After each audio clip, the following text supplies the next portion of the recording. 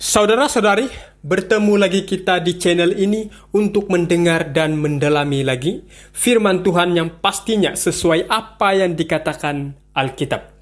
Pelajaran kali ini lanjutan dari pelajaran sebelumnya.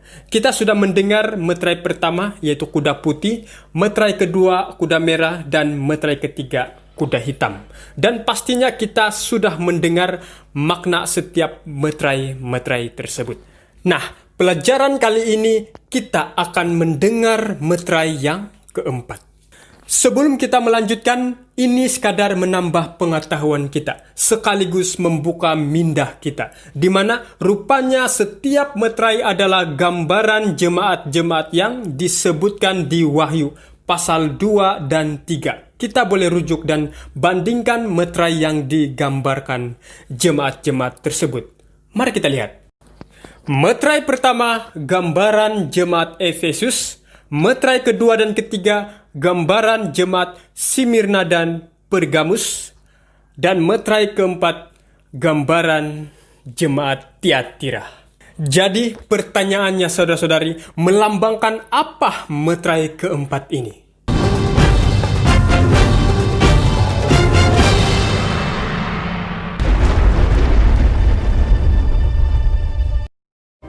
Dan ketika anak domba itu membuka meterai yang keempat, aku mendengar suara makhluk yang keempat berkata, "Mari."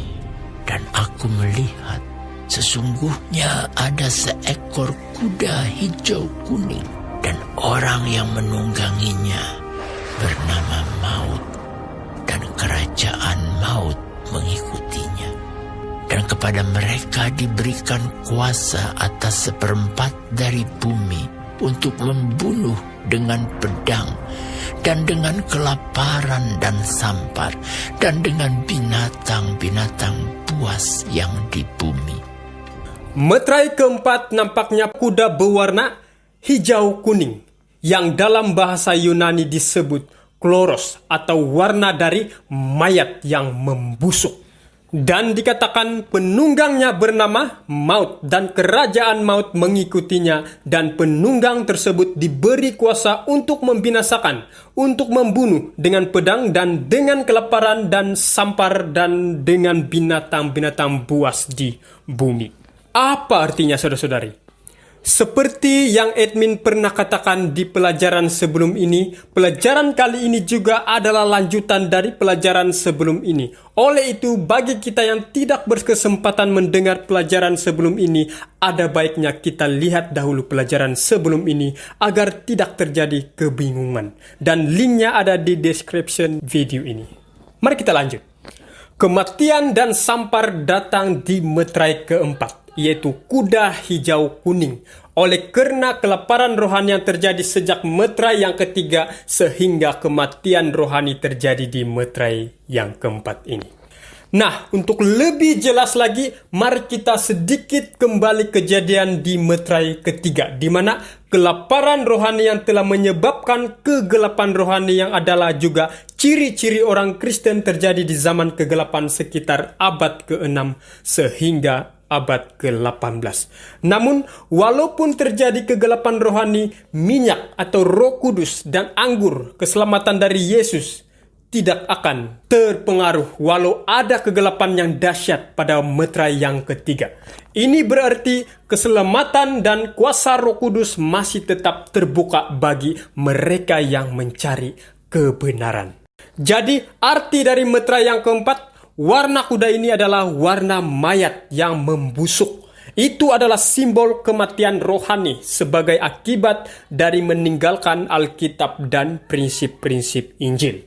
Masa ini di mana umat Tuhan disiksa, dibunuh oleh kekuasaan kepausan yang menakutkan. Sedikitnya ada 50 juta orang yang mati pada waktu itu, dan terjadilah iman yang mati.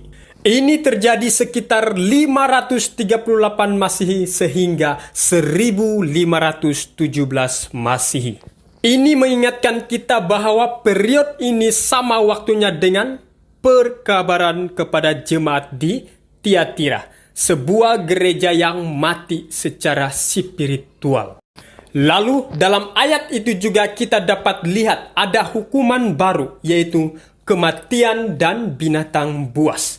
Telah ditambahkan dari yang sebelumnya, pedang dan kelaparan. Ini mungkin adalah upaya ilahi untuk memberi kesadaran seperti halnya di Imamat 26, 21 hingga 41.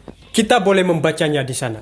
Saudara-saudari, di meterai keempat ini juga terjadinya penyatuan gereja dan negara, dan juga langkah-langkah terhadap kompromi. Apakah langkah-langkah tersebut? Mari kita lihat. Yang pertama tradisi, kedua membayar dosa, ketiga patung, keempat hierarki, dan kelima dogma gereja. Saudara-saudari, bila melihat meterai keempat ini atau kuda hijau kuning ini, sepertinya kebenaran Tuhan diinjak-injakkan. Namun pertanyaannya, apakah kebenaran Tuhan itu diinjak-injak selamanya? Tidak, saudara-saudari. Karena ada orang yang masih percaya Alkitab pada waktu meterai keempat ini. Sejarah mengatakan kemunculan orang Waldensi yang percaya Alkitab, dan dikatakan kampung orang-orang Waldensi terletak di pergunungan yang tersembunyi. Gerakan ini muncul sebelum gerakan reformasi Protestan dimulai. Oleh karena itu, gerakan ini termasuk ke dalam gerakan pra-reformasi. Lagi pula di akhir periode meterai keempat ini muncul seorang yang pasti kita kenal. Siapa dia, saudara-saudari? Yaitu Martin Luther. Dialah yang telah memimpin gerakan reformasi Protestan, di mana pada 31 Oktober 1517 Martin Luther memakukan 95 dalil di gereja Wittenberg. Tetapi jalan orang benar itu seperti cahaya fajar yang kian bertambah terang sampai rembang tengah hari. Baik, mari kita kembali melihat secara berurutan. Injil yang sudah tersebar di seluruh dunia pada zaman rasul-rasul meterai pertama kini menghadapi tentangan, yaitu penganiayaan mulai muncul yang digambarkan dengan warna merah, warna darah, pada zaman Kekaisaran Roma sejak abad pertama sampai permulaan abad keempat, meterai kedua. Bahkan penganiayaan itu semakin kuat sehingga warna merah itu menjadi hitam dan terjadinya kelaparan rohani yang menuntun kepada zaman kegelapan di meterai ketiga. Dan kini meterai keempat menggambarkan kematian rohani yang juga menjadi ciri umat Kristen pada zaman kegelapan sekitar abad ke-6 sehingga abad ke-18. Semoga firman Tuhan ini memberkati kita dalam memahami dan mendalami lagi pengetahuan akan firman Tuhan. Bertemu lagi kita di pelajaran selanjutnya dengan meterai berikutnya. Terus support channel ini dengan menekan subscribe dan share agar firman Tuhan menjadi berkat bagi orang lain. Tuhan memberkati. Amin.